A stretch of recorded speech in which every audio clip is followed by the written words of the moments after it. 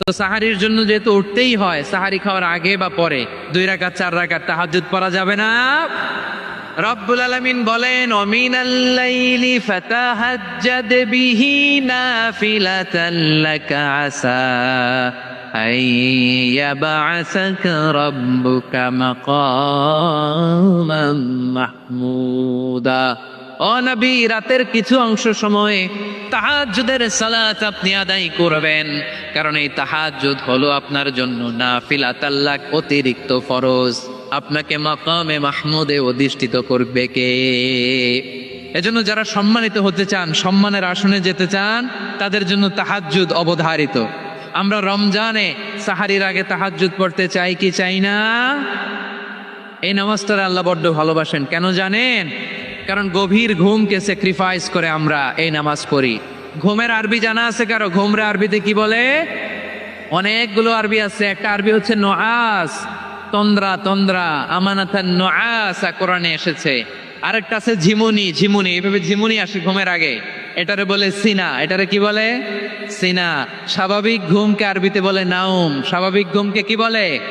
এই সিনা আর নাউমকে আল্লাহ এক আয়াতে এনেছেন, লা তাখুযুহু সিনাতু ওয়ালা নাউম। আল্লাহর তন্দ্রা নাই, ঘুম নাই। ঘুমের আগে যে তন্দ্রা আছে ওইটাও নাই। তাহলে নুআস, সিনা, নাউম পেলাম। আরেকটা ঘুমের আরবি হচ্ছে হুজুদ। চাঁপাইনবাবগঞ্জ আওয়াজ করে বলেন, আরেকটা ঘুমের আরবি কি? হুজুদ। এটা মাঝরাতের ঘুম, শেষ রাতের ঘুম, যেই ঘুমটা বড্ড মজা লাগে। কাঁথা টেনে টেনে, ব্ল্যাঙ্কেট টেনে টেনে আরেকটু ঘুমাইতে মন চায়, আরেকটু, আর 1 মিনিট, আর 2 মিনিট, এরকম একটা মজার ঘুম শেষ রাতে আছে না নাই? এই শেষ রাতের ঘুম, এই হুজুদের ঘুমকে স্যাক্রিফাইস করে যে সালাত পড়া হয়, ওই সালাতের আরবি নাম হচ্ছে সলাতুল হুজুদ বা সলাতুত তাহাজ্জুদ। চিল্লায় বলেন আল্লাহু আকবার। এজন্য আল্লাহ তাআলা তাহাজ্জুদের সালাতকে এত পছন্দ করেন। পড়বেন তো রমাদানে। 4 নম্বরে মুক্ত হস্তে দান করুন, মুক্ত হস্তে দান করুন।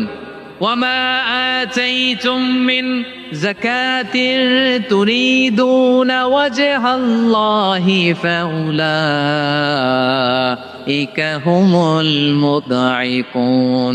তোমরা মনে করো না যাকাত দিলে তোমাদের সম্পদ কমে যায়, এটা ভেবো না। বরং তোমরা আল্লাহর খুশির জন্য যে যাকাত দাও, তারপরে তোমার যে সম্পদ থাকে ওই সম্পদের মধ্যে প্রবৃত্তি দান করে কে? আপনি মনে করছেন দিলে কমে? চাঁপাইনবাবগঞ্জের ভাইয়ের আওয়াজ করে বলেন, দান করলে কি সম্পদ কমে নাকি বাড়ে?